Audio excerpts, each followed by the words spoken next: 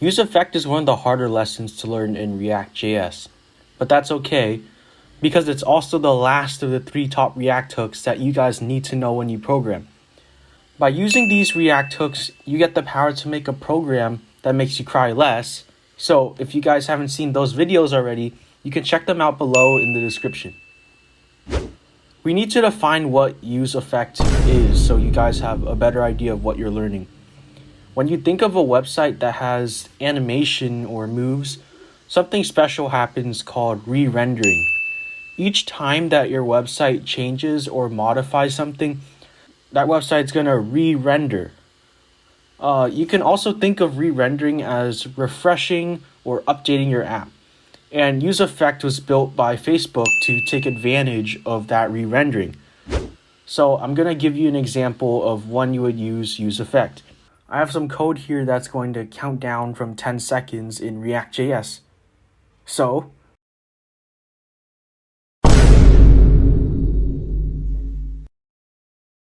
one eternity later. Basically, what happened without you guys really noticing is that React re-rendered 10 times. One for each time the number decreased and once when my countdown program mounted. Mounting means the first re-render, as in when you load your website program for the first time.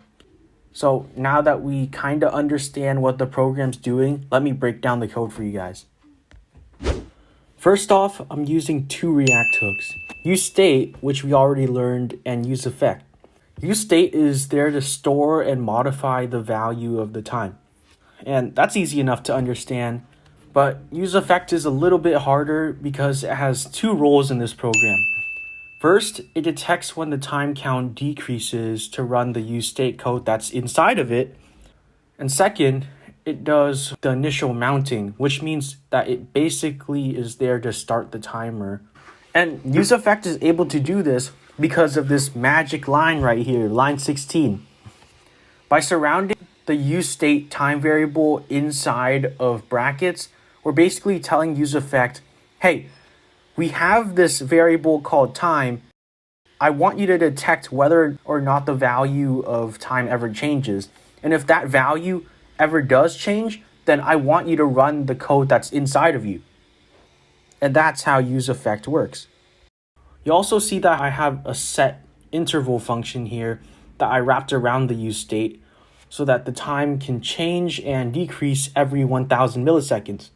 My useState code has a callback inside that subtracts 1 from the previous number. Basically, if there were, say, 5 seconds left, it would do 5 minus 1 equals 4, and then show 4 down here in the JSX that I have.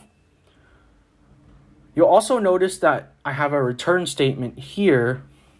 In simple terms, when the useEffect hook detects that the time variable in useState was modified, it's going to end the old function or the old re-render and clear the 1000 millisecond interval.